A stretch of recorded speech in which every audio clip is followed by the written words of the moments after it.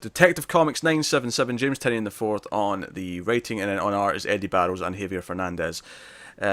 So this was an issue that is still building up, of course, this Batman Eternal stuff.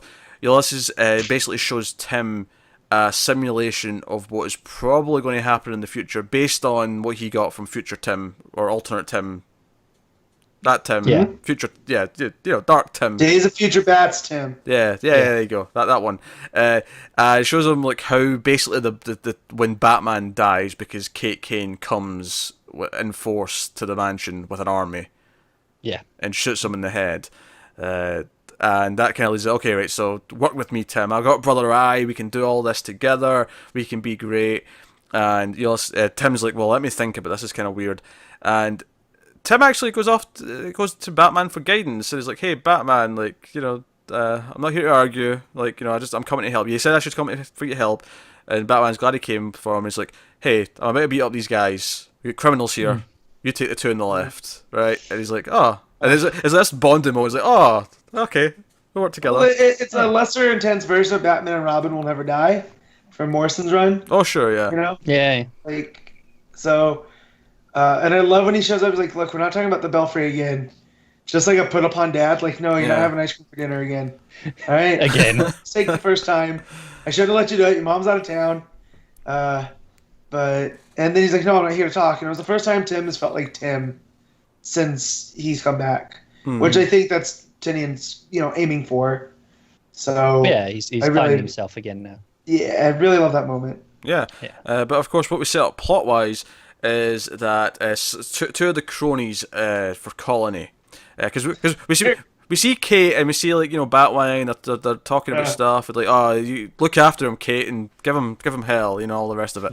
And we follow these two guys out who are moaning because they're not going to get food with the others. They're like, damn, we could have stayed for food. And we follow these two, and I'm like, okay, what's going to happen to these two? Because we don't know who these characters are, so something must be about to happen to them for this to be relevant.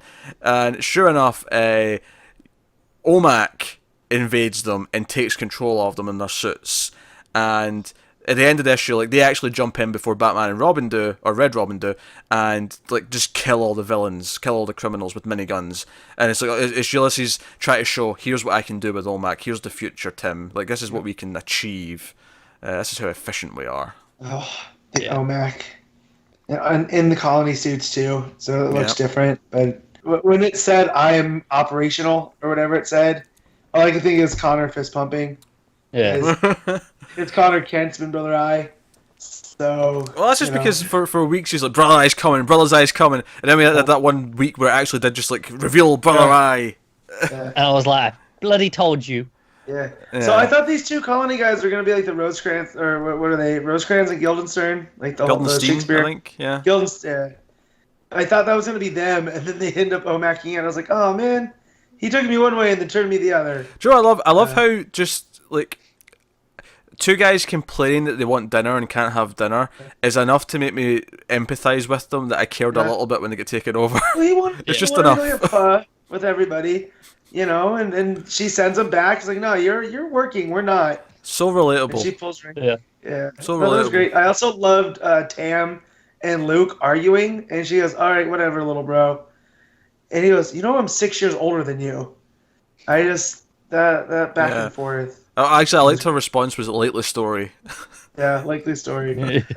Yeah. That's basically the whole issue. I've basically described the whole thing. That was it. It was a nice quick read. Although I don't buy Ulysses and that future. I do feel he's very manipulative. Well, that's the thing he says to him is I saw what happened of me in this future, and after a couple of encounters with you and Batman, I basically just disappeared, and I want to be more important than that. I want to have more of a legacy, kind of thing.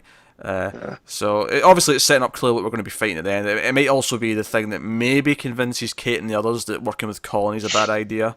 But I feel the way it's at now because when we saw her, she was kind of flying solo in Days of Future Bats. Yeah. She had Montoya and stuff, but she didn't have Luke and Azrael there as kind of backups. It's almost, the angels on her shoulder, keeping her on the right way. And I almost kind of like the idea of her doing Colony her way, and it can coexist.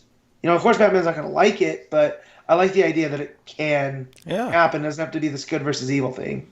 Although if that does happen, if she does end up staying with Colony and it's hers, I mean, we have to eventually change the Batwoman book to kind of match that, right? Like, it can only go for so long before we're like, hey, why is she still wearing a Bat logo on her top? Yeah, so clearly this issue is setting up what the main sort of physical threat's going to be for this arc. Yeah, definitely.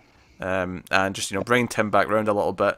I really hope Steph comes back before this ends. I'm really I'm worried about where she's going to be going at the end of all this Tynion run. No, it's true. It's I will say I've just been flipping through it now, and the art is a goddamn mess. It's all over the place. Oh, and well, yeah. I mean, this is the thing. We have two good artists, but it's switching between them. You're wrong. We've got 3 artists. We get 3 as a third one. Yeah, Iba Ferreira is one as well. Yeah. All right. So I'm like, okay, there are things that are nice here or there, but from all the artists, there are points where I'm going, that kind of looks rough. It's kind of feels okay. This is rushed for the double shipping, right? Like when you've got 3 artists, 2 issues into this one definitely. I feel like what's probably happened here is that they decided that other issues after this are more important, and they made this was the gimped one because they said, oh no, I want this artist to be on this one entirely, and I want this artist to be on this one entirely. So this one ended up probably being like, okay, who's left to cobble this one together? Yeah. I will say, is this the first time we've seen the new Batman suit outside of Doomsday Clock?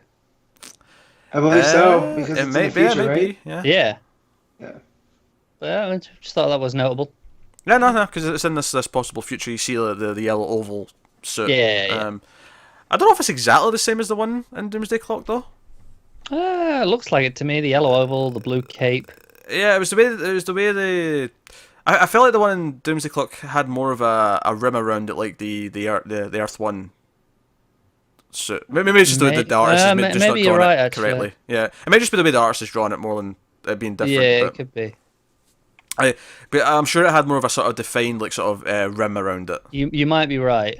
Whereas this looks like it's just like a sewn-on patch kind of thing. Yeah, it's definitely much closer to that though. Than sure, than it is. got a minute for sure.